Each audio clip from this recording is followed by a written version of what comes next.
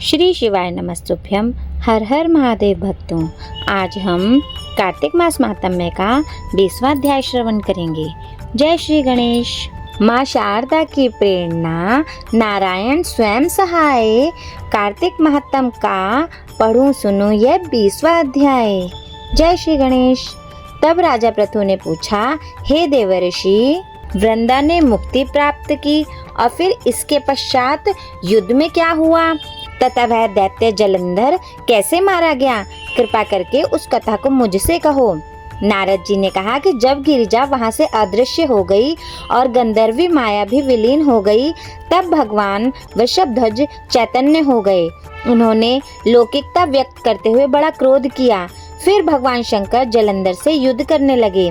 जलंधर शंकर के बाणों को काटने लगा, परंतु जब काट न सका तो उसने माया की पार्वती बनाकर अपने रथ से बांध ली, जो विलाप कर रही थी।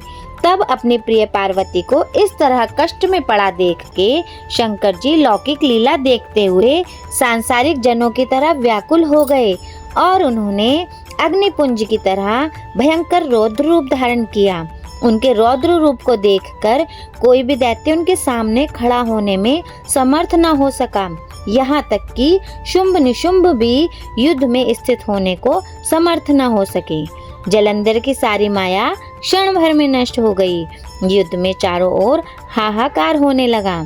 शिव जी ने उन भागते हुए शुंभ निशुंभ को शाप देकर बड़ा धिक्कारा और कहा, तुम दोनों बड़े दुष्ट हो। तुमने मेरा बड़ा अपराध किया है। तुम पार्वती को मारते थे और अब युद्ध से भागते हो।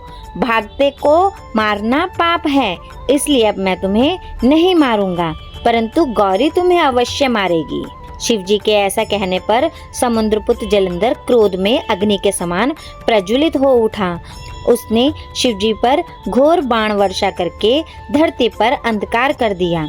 तब उस दैत्य की ऐसी चेष्टा देखकर शंकर जी बड़े ही क्रोधित हुए तथा उन्होंने अपने बनाए हुए सुदर्शन चक्र को चलाकर उसका सिर काट लिया। एक प्रचंड शब्द के साथ उसका सिर धरती पर गिर पड़ा और भयंकर हाहाकार होने लगा। अंजल पर्वत के समान उसके शरीर के 2 खंड हो गए। उसके रुधिर से संग्राम भूमि व्याप्त हो गई। सारी धरती विहल हो गई।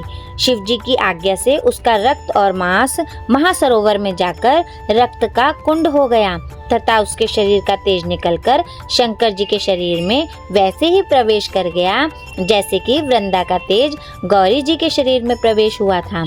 जलंधर को मरा हुआ देखकर देवता और गंधर्व सब प्रसन्न हो गए।